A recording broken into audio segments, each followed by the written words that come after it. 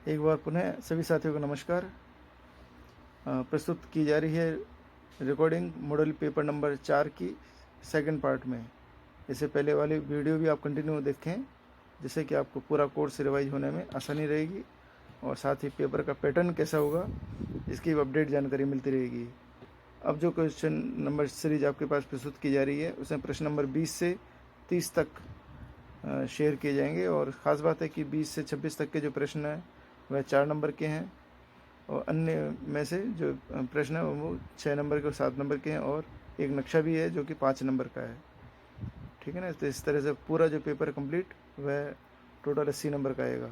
20 number के question आपको school के मार्फत भेज जाएंगे, जो वार्षिक रूप से आपके भेजे जाते हैं हर बार की तरह। उस तरह से टोटल 100 नंबर का पेपर है और रिकॉर्डिंग प्रस्तुत की जा रही है क्लास 10th के स्टूडेंट बंटी के साथ। मॉडल पेपर नंबर 4 कक्षा 10 सामाजिक विज्ञान पार्ट 2। प्रश्न नंबर 20, राजस्थान के किन्हीं दो जनपदों का वर्णन कीजिए। इसका उत्तर है राजस्थान के किन्हीं दो जनपद निम्नलिखित है। पहला है जांगल, वर्तमान बीकानेर और जोधपुर के जिले महाभारत काल में जांगल देश कहलाते थे। इस जनपद की राजधानी अहिछत्रपुर थी, जिसे इस समय नागौर कहते हैं। बीकानेर के शासक जांगल देश के स्वामी होने के कारण स्वयं को जांगलदार बादशाह कहते थे। दूसरा, मत्स्य, वर्तमान जयपुर के आसपास के क्षेत्र मत्स्य महाजनपद के नाम से पुकारा जाता था। इसका विस्तार चंबल के निकटवर्ती पहाड़ियों से लेकर सरस्वती नदी के जंगल क्षेत्र तक था। आधुनिक अलवर एवं भरतपुर के कुछ क्षेत्र भी इस महाजनपद के अंतर्गत सम्मिलित थे। इसकी राजधानी विराटनगर थी, जिसे वर्तमान में बैराट कहा जाता है। मत्स्य पर पहले चेदी राज्य का अधिकार था, परंतु कालांतर में इस पर मगध साम्राज्य ने अधिकार कर लिया। प्रश्न नंबर 21, सवाई जयसिंह द्वितीय के काल में ज्ञान विज्ञान तथा कला की उन्नति का वर्णन कीजिए।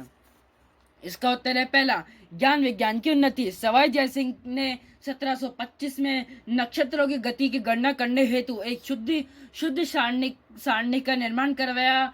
सवाई जयसिंह ने ज्योतिष विद्या पर जयसिंह कारिका नामक एक ग्रंथ लिखा। सवाई जयसिंह ने भारत में ज्योतिष के अध्ययन के लिए 5 वेधशालाएं बनवाई। यह वेधशालाएं जयपुर, दिल्ली, मथुरा, बनारस, उज्जैन में स्थापित हुई। इनमें जयपुर का जंतर मंतर सबसे बड़ी वेधशाला है तथा जुलाई 2010 में इसे यूनेस्को की विश्व धरोहर सूची में शामिल किया गया। दूसरा, स्थापत्य कला की उन्नति। सवाई जयसिंह द्वितीय ने नवंबर 1727 में जयपुर नगर का निर्माण करना शुरू किया। उसने बादल महल तथा जल महलों का भी निर्माण करवाया। प्रश्न नंबर 22, गैरीबाल्डी में के बारे में आप क्या जानते हैं। इसका उत्तर है गैरीबाल्डी का जन्म 1807 में ईस्वी में नीस नामक नगर में हुआ। ये इटली के स्वतंत्रता संघर्ष का महान योद्धा था। उसने लाल कुर्ती नामक दल बनवाया। उसने 1000 लाल कुर्ती वाले स्वयंसेवकों को लेकर 5 मई 1860 को सिसिली पर आक्रमण कर दिया और विजय प्राप्त कर सिसिली पर अधिकार कर लिया। इसके बाद गैरीबाल्डी ने नेपल्स पर आक्रमण कर उस पर अधिकार कर लिया। 21 अक्टूबर 1860 को जनमत संग्रह के आधार पर सिसिली तथा नेपल्स को सार्डिनिया के राज्य में मिला लिया गया। गैरीबाल्डी ने अपने जीते हुए प्रदेश सम्राट विक्टर इमैनुअल को सौंप दिए। प्रश्न नंबर 23, लोकतंत्र के किन्हीं 4 दोषों का वर्णन कीजिए। इसका उत्तर है लोकतंत्र के दोष। पहला, अयोग्यता का शासन। व्यवहार में लोकतंत्र भीड़ तंत्र में बदलता जा रहा है, जिसमें बहुसंख्यक जनता कम प्रतिभाशाली लोगों का चुनाव करती है। परिणामतः यह अयोग्यता के शासन में बदल जाता है। दूसरा, दलीय दुष्प्रभाव। लोकतांत्रिक शासन में व्यवहार में सभी राजनीतिक दल राष्ट्रीय भक्ति की जगह दल भक्ति को महत्व देते हैं। इससे देश में राजनीतिक प्रदूषण फैलता है। तीसरा, सार्वजनिक धन व समय का अपव्यय। लोकतांत्रिक प्रक्रिया समय तथा धन की दृष्टि से अत्यधिक खर्चीली होती है। चौथा, भ्रष्टाचार को बढ़ावा। लोकतंत्र में राजनीतिक दल चुनावों में धनी व्यक्तियों को उम्मीदवार बनाते हैं। वे चुनाव जीतने के बाद भ्रष्टाचार के माध्यम से धन कमाते हैं। प्रश्न नंबर 24, पिछले दशकों में भारत की राष्ट्रीय आय में होने वाले परिवर्तन क्या संकेत देते हैं? इसका उत्तर है वर्ष 1950 से 1980 तक भारतीय अर्थव्यवस्था की विकास दर लगभग 3.50% पर स्थिर बनी रही। इसके उसके पश्चात भारत की राष्ट्रीय आय में वृद्धि के प्रवृत्ति देखी गई है। 1980 के दशक में विकास दर 5% से अधिक हो गई तथा 1991 से 2011 के बीच भारतीय अर्थव्यवस्था 6.8 प्रति वर्ष की औसत दर से बढ़ी है। 11वीं पंचवर्षीय योजना 2007 से 12 ईस्वी के दौरान भारत की विकास दर 8% रही। वर्तमान समय में भारतीय अर्थव्यवस्था विश्व की सबसे तेज बढ़ती अर्थव्यवस्थाओं में से एक है। अतः पिछले दशकों में भारत की राष्ट्रीय आय में होने वाली परिवर्तन भारतीय अर्थव्यवस्था के विकासशील स्वरूप को दर्शाते हैं। प्रश्न नंबर 24 का अथवा स्वतंत्रता प्राप्त के पश्चात आधार संरचना में हुई कोई 4 सुधार बताइए। अथवा का उत्तर, स्वतंत्रता प्राप्ति के बाद आधार संरचना में हुए 4 सुधार। पहला, स्वतंत्रता के समय सड़कों की लंबाई लगभग 4 लाख किलोमीटर थी, वह बढ़कर अब लगभग 50 लाख किलोमीटर हो गई। दूसरा, साक्षरता दर 1951 में 18.3% थी, वह बढ़कर 2011 में 74.04% हो गई। तीसरा, वर्ष 1951 में जन्म के समय जीवन प्रत्याशा 32.1 वर्ष थी, वे 2014 में 68 वर्ष हो गई। चौथा, विद्युत उत्पादन की कुल स्थापित क्षमता में लगभग 100 गुना वृद्धि हुई है। प्रश्न नंबर 25, चेक के प्रकारों का वर्णन कीजिए। इसका उत्तर है चेक के प्रकार। चेक निम्न 2 प्रकार के होते हैं। पहला, रेखांकित, दूसरा गैर रेखांकित। रेखांकित चेक, रेखांकित चेक पर 2 समांतर तिरछी रेखाएं अंकित की जाती है। यह रेखांकित चेक इस बात का सूचक है कि यह प्राप्तकर्ता के खाते में ही जमा होगा। इसमें निम्नलिखित पूर्तियां करनी होती है। पहला, 2 समांतर तिरछी रेखाएं। दूसरा, जारी करने का दिनांक। तीसरा, भुगतान प्राप्तकर्ता का नाम। चौथा, भुगतान की राशि अंकों में। पांचवा, भुगतान की राशि शब्दों में। छठा, चेक जारी करने वाले की खाता संख्या। सातवां, चेक जारी करने वाले के हस्ताक्षर।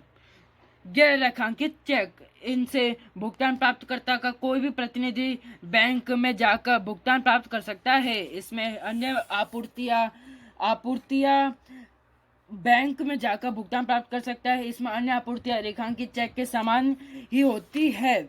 इसमें चेक पर 2 समांतर तिरछी रेखाएं नहीं डाली जाती है। प्रश्न नंबर 36, उपभोक्ता के शोषण के कोई 4 कारण लिखिए। इसका उत्तर है उपभोक्ता के शोषण के निम्नलिखित प्रमुख कारण है। पहला, उपभोक्ता द्वारा वस्तु या सेवा की गुणवत्ता, मात्रा, शुद्धता तथा मानक पर ध्यान दिए बिना क्रय किया जाना। दूसरा, विभिन्न प्रकार की वस्तुएं एवं सेवा उपलब्ध होने पर सही वस्तु या सेवा का चयन न हो पाना। तीसरा, उपभोक्ता में वस्तुओं से संबंधित लिखित व अलिखित पूर्ण जानकारी का अभाव होना। चौथा, उपभोक्ता द्वारा वस्तुओं की पैकिंग पर लिखित प्रचार पर विश्वास कर लेना। प्रश्न नंबर 27, सविनय अवज्ञा आंदोलन का वर्णन कीजिए। इसका उत्तर है सविनय अवज्ञा आंदोलन। गांधी जी ने 78 साथियों के साथ साबरमती आश्रम से 358 किलोमीटर दूर गुजरात में समुद्र के तट पर डांडी नामक स्थान पर पहुंचकर अवैध नमक बनाकर नमक कानून को तोड़ा और सविनय अवज्ञा आंदोलन चलाया। सविनय अवज्ञा आंदोलन का कार्यक्रम: पहला, जगह जगह नमक बनाकर कानून तोड़ना, विदेशी वस्तुओं का बहिष्कार करना तथा स्वदेशी वस्तुओं का प्रयोग करना। दूसरा, स्त्रियों द्वारा शराब तथा विदेशी वस्त्रों की दुकानों पर धरना देना। तीसरा, विदेशी वस्त्रों को जलाना। चौथा, चरखा काटना, छुआछूत से दूर रहना। पांचवा, विद्यार्थियों द्वारा सरकारी स्कूलों तथा कॉलेजों का बहिष्कार करना। छठा, सरकारी कर्मचारियों द्वारा सरकारी नौकरियों से त्याग पत्र देना। आंदोलन का प्रसार: सविनय अवज्ञा आंदोलन तेजी से संपूर्ण भारत में फैल गया। बड़ी संख्या में लोगों ने हड़ताल, प्रदर्शन और विदेशी वस्तुओं के बहिष्कार में भाग लिया। इस आंदोलन में महिलाओं ने भी भाग लिया और गांधी जी ने भारतीय संवैधानिक सुधारों के लिए लंदन में बुलाए गए दूसरे गोलमेज सम्मेलन में 1931 में भाग लिया, परंतु वे वहां से निराश लौटे और पुनः 1932 में सविनय अवज्ञा आंदोलन प्रारंभ किया। 1933 में गांधी जी ने सविनय अवज्ञा आंदोलन को स्थगित कर दिया। प्रश्न नंबर 27 का अथवा पंजाब को ब्रिटिश साम्राज्य में किस प्रकार मिलाया गया। इसका उत्तर है पंजाब को ब्रिटिश साम्राज्य में सम्मिलित करना। पहला, प्रथम एंग्लो सिख युद्ध कारण। पहला, 1839 में रणजीत सिंह की मृत्यु के पश्चात पंजाब में अशांति एवं अव्यवस्था फैल गई। दूसरा, अंग्रेज पंजाब को ब्रिटिश साम्राज्य में मिलाने के लिए उत्सुक थे। तीसरा, रणजीत सिंह की मृत्यु के पश्चात अंग्रेजों ने फूट डालो और राज करो की नीति के अनुसार सिख नेताओं में फूट डालना शुरू कर दिया।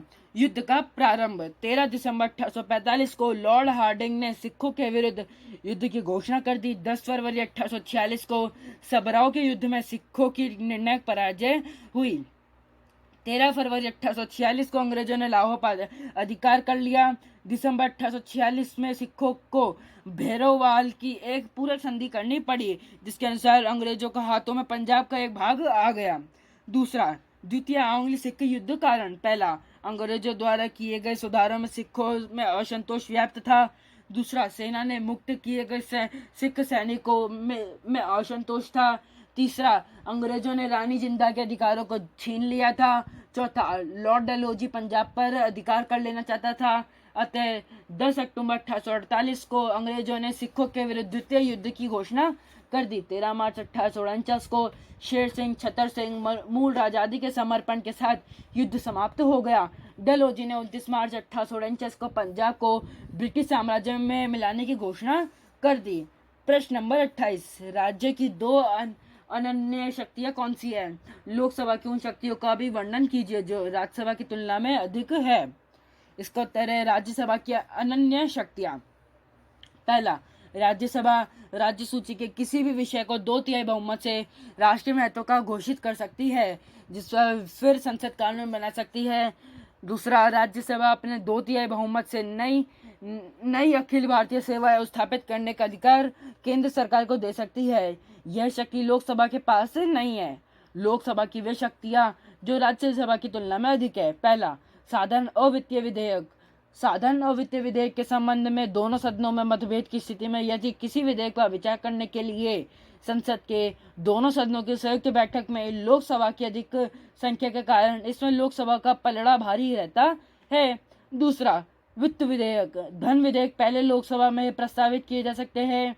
राज्यसभा धन विधेयक के संबंध में केवल सुझाव दे सकती है, जिसे स्वीकार करना या न करना लोकसभा की इच्छा पर निर्भर है।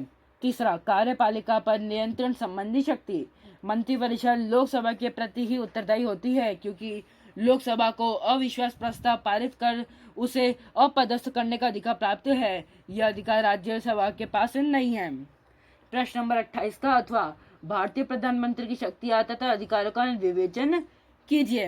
अथवा का उत्तर, भारतीय प्रधानमंत्री की शक्तियां तथा अधिकार। पहला, मंत्रिपरिषद का निर्माण। आप अपना पद ग्रहण करने के बाद प्रधानमंत्री मंत्रिपरिषद का निर्माण करता है। दूसरा, मंत्रियों में विभागों का बंटवारा तथा परिवर्तन।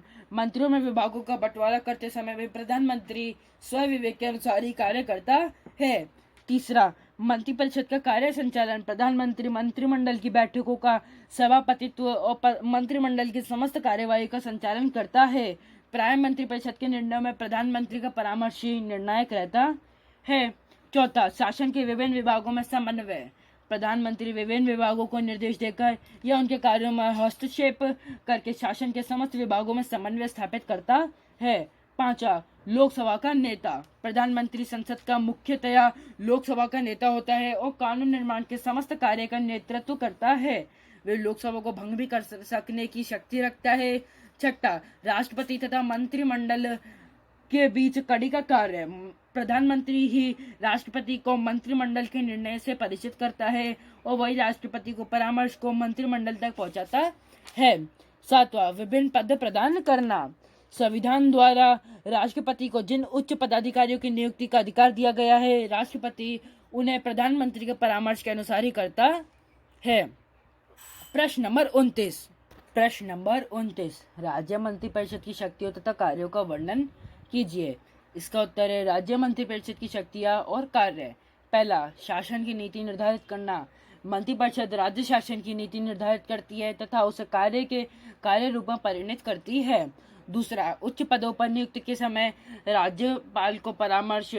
मंत्रिपरिषद राज्यपाल को महाधिवक्ता, राज्य लोक सेवा आयोग के अध्यक्ष व सदस्यों तथा अन्य उच्च अधिकारियों के नियुक्ति के संबंध में राज्यपाल को परामर्श देती है और उसी परामर्श के आधार पर राज्यपाल इनकी नियुक्तियां करता है। तीसरा, विधानमंडल में शासन का प्रतिनिधित्व। मंत्रीगण विधानसभा में उपस्थित होकर सदस्यों के प्रश्नों तथा आलोचनाओं का उत्तर देते हैं तथा शासन की नीति का समर्थन करते हैं।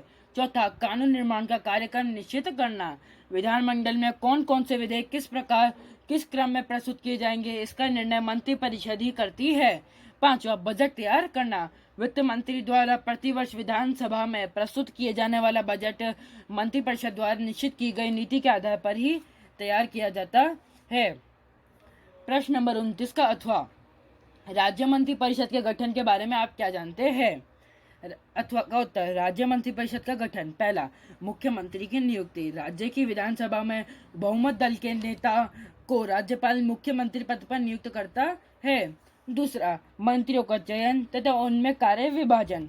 मुख्यमंत्री के परामर्श पर राज्यपाल अन्य मंत्रियों का चयन करता है तथा उनमें विभागों का वितरण करता है। मंत्रिपरिषद के सदस्यों की संख्या विधानसभा की सदस्य संख्या का 15% तक ही हो सकती है।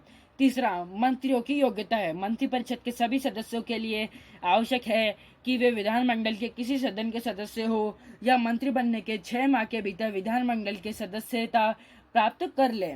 चौथा, मंत्रियों द्वारा शपथ ग्रहण। पद ग्रहण के पूर्व मंत्रियों को राज्यपाल के समक्ष पहला, कर्तव्य पालन, दूसरा, गोपनीयता की शपथ लेनी होती है। पांचवा, मंत्रियों की श्रेणियां। राज्यों की मंत्रिपरिषद में मंत्रियों की 3 श्रेणियां होती है। पहला, कैबिनेट मंत्री, दूसरा, राज्य मंत्री और तीसरा है उप मंत्री। छठा है कार्यकाल। सामान्यतः मंत्रिपरिषद का अधिकतम कार्यकाल 5 वर्षीय हो सकता है, लेकिन मंत्रिपरिषद का यह कार्यकाल विधानसभा के विश्वास पर निर्भर करता है। प्रश्न नंबर 30, दिए गए भारत के रेखा मानचित्र में निम्नलिखित को अंकित कीजिए। इसमें पहला है बिसलपुर बांध, दूसरा है राजकोट, तीसरा है झुंझुनू, चौथा है राउरकेला और पांचवा है जैसलमेर। यह प्रश्न 5 नंबर का है और आप इन सभी स्थानों को एटलस की सहायता से देखकर भर सकते हैं और याद कर सकते हैं। तो इस प्रकार से आपके समक्ष यह वाली रिकॉर्डिंग कंप्लीट हो गई है। अब तक आपके पास 4 मॉडल पेपर पहुंच चुके हैं इस पार्ट सेकंड की रिकॉर्डिंग के साथ। आपके पास टोटल 10 मॉडल पेपर की रिकॉर्डिंग प्रेषित की जाएगी। तो आप सभी से निवेदन है कि इस रिकॉर्डिंग को आप बार बार सुनिए, उससे आपका जो पूरा कोर्स है क्लास 10th का सामाजिक विज्ञान का कंप्लीट रिवाइज हो जाएगा और बेहतरीन से बेहतरीन जो क्वेश्चन है जो परीक्षा में आने लायक हैं वह सभी इनमें समाविष्ट किए गए हैं। और साथ ही निवेदन है कि जो एटलस है उसको भी आप देखते रहें। जो इसमें बताए गए हैं 5 ऑप्शन जो सभी में आ रहे हैं उनको आप बारीकी से देखें तो उससे आपको पैटर्न पता चल जाएगा कि नक्शे में क्या क्या पूछा जा सकता है ना। राजनीतिक, भौगोलिक और प्राकृतिक के साथ साथ जो मानव निर्मित कई जो कारखाने हैं, उद्योग हैं, कोयले हैं के बारे में, पहाड़ों के बारे में, नदियों के बारे में, है ना, बांध है, इनके बारे में भी जानकारी आप नक्शे में देख सकते हैं। मिलते हैं फिर नई रिकॉर्डिंग के साथ अगले वीडियो में।